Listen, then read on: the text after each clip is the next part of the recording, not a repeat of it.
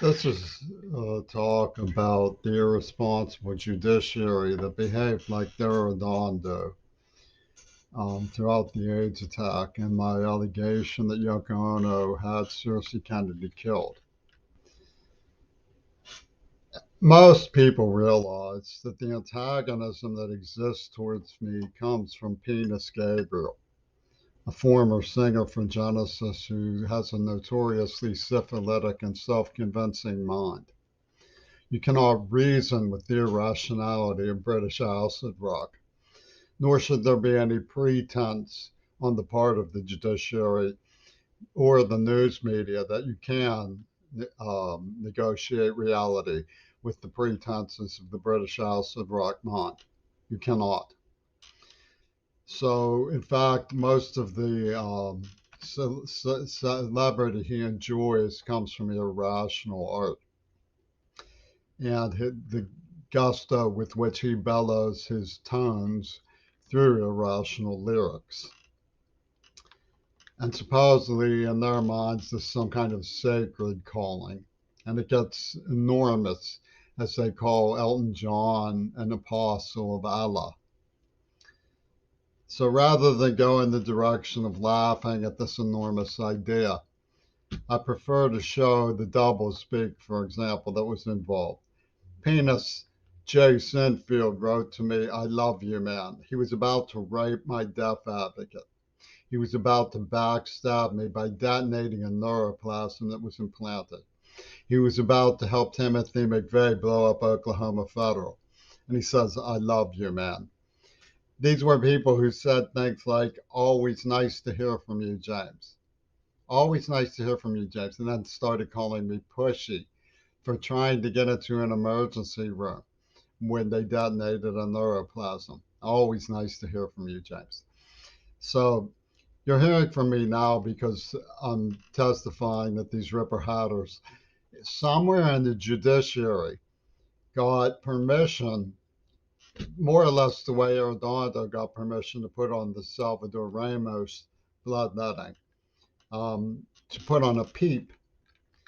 And they ha ha ha ha ha women in the Pennsylvania judiciary. You may know that the Attorney General of Pennsylvania was at one point arrested for corruption. Told Oliver Stone and Penis Gabriel that ha ha ha ha Jimmy Curry is a threat to Leslie Katz, ha ha ha.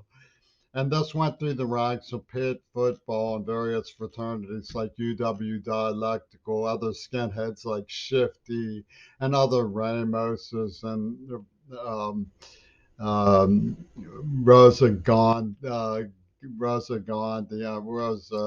Gibran, and Aaron Mason Dixon. Old Jefferson Davis stuff. I mean, Jefferson Clemente. So you have this situation where they're all saying, "Oh, Licky Chops, he's the threat." Oh, so that can Arredondo peep. And what they did was they murdered Cersei Kennedy. And I got a bawling, heart-rending postcard from her mom. And when I wrote back, the gang at the Postal Union, which is allied in Proctor's book with the Black Panthers, who had sent me a tube for my bagel knife and then Ripper murdered Shannon Harps, followed my reply and reported through the Tulsi Gabbard anonymous quarters that they could find, in addition to my reply, two more dead Kennedys at the bottom of the lake. And then Bob Dylan comes out singing JFK had to pay. And New York is going, oh, clap, clap for Bob Dylan. Clap, clap for Bob Dylan. Bob Dylan was the source of the acrimony towards me. And they sent me a special calling card.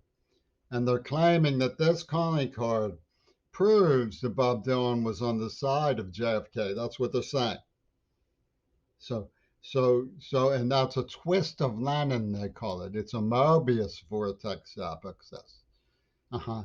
And you're supposed to fall in line with this because virginity proves rape. They love you, man.